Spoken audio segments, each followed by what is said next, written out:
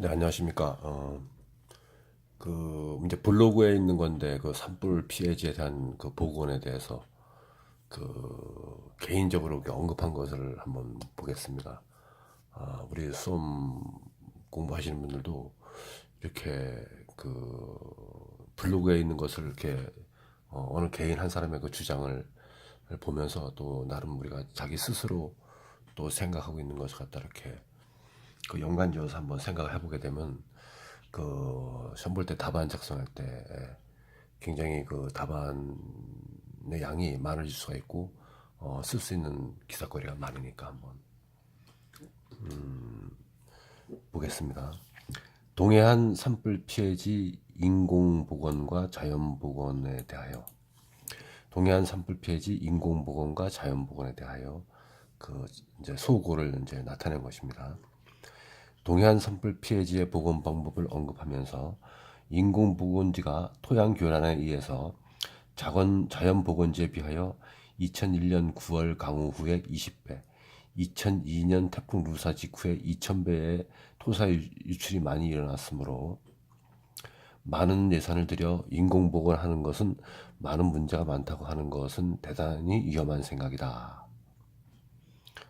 그러니까 인공보건을 이제 이분은 이제 인공보건을 주장하는 거죠. 자연보건보다는 먼저 동해안 산불 피해지의 보건 방법을 결정할 때 자연보건지는 상층이 피해를 적게 받아 살아있는 지역과 상층이 소실되었더라도 하층 식생의 피도가 3분의 2 이상 되는 지역이었으며 인공보건지는 대부분 피해를 많이 받아 식생이 소실되고 없었던 지역이다.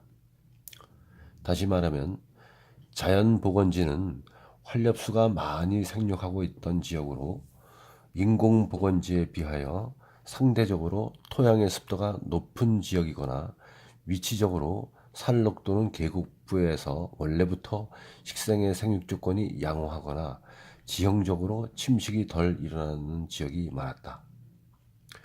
반면에 대부분의 인공보건지는 소나무 단수림 지역으로 토양은 대단히 건조하고 침식이 잘 일어나는 사질 토양으로 원래부터 하층 식생이 적은 지역이었기 때문에 산불 피해를 입은 후에 토사 유출량이 급격히 증가하는 것은 당연하다.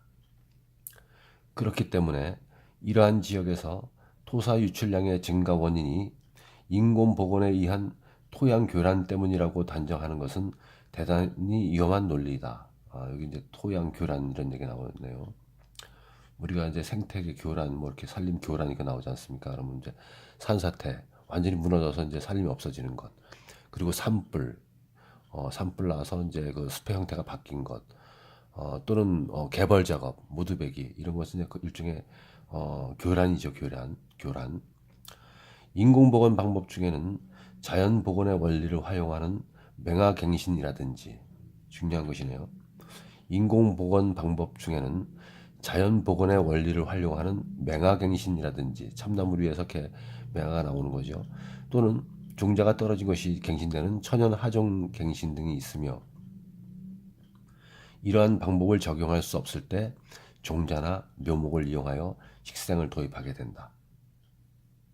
또한 그 지역의 토양이나 지형 등을 고려하여 토양이 침식되지 않도록 여러 가지 사면 안정을 위한 처리, 즉 사방공학적인 처리를 하고 파종을 하거나 식재를 하기 때문에 사면 안정 처리를 하지 않은 것보다 토사의 유출을 효과적으로 막을 수 있다. 이러한 사례는 산불 피해지를 인공보건한 지역에서 얼마든지 볼 수 있다.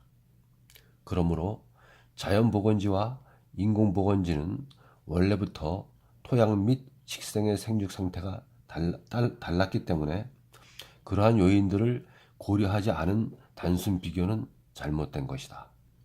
단지 인공보건지에서 적용한 보건 방법이 적절한지에 대한 적정성을 평가할 수 있을 것이다. 지난 1960년, 70년대 헐벗은 우리 살림을 사방사업이라는 인공보건 방법을 적용하여 세계에 그 유례가 없던 짧은 시간 동안 녹화에 성공을 이룬 우리 선배님들의 사례를 잊지 맙시다.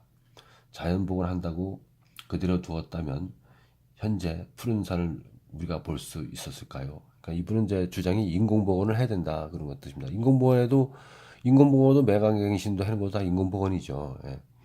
자연복원이라는 것은 그냥 내비두는 걸 얘기하는 겁니다. 근데 이 인공복원을 갖다가 이분은 그 주장을 하시는 것이네요.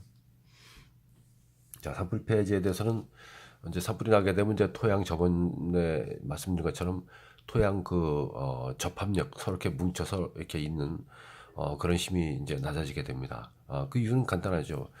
산불에 의해서 수분이 감소했고, 그리고 유기물들이 이제 없어졌고, 그리고 낙엽층이 없어졌고, 그러니까는 당연히 토양 접착력이 이제 접합력이 별로 없는 것이죠. 이런 데는 이제 뭐 산도 쌓기 아니면 뭐 나무 편책, 그리고 계류 보존 사업, 골마기 사업, 그리고 흙막이 사업, 흙막이가 많이 들어갔네요. 아산에 이제 구성 같은 데는 흙막이 사업, 산지사방 사업 이제 이런 것이 이제 많이 투입이 될 것으로 봅니다. 이 계획을 아마 이제 올해 설계를 해서 내년 6월 장마까지 할 것이고 올 이제 6월까지는 우선 산림 복구를 하겠죠. 이제 나무를 심는다든가 이런 방법을 취하게 됩니다.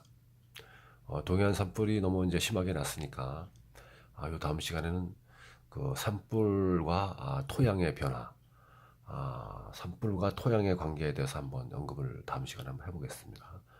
이번 시간에는 동해안 산불 피해에 대한 인공보건과 자연보건에 대한 어느 한 블로그의 의견을 한번 봤습니다. 감사합니다.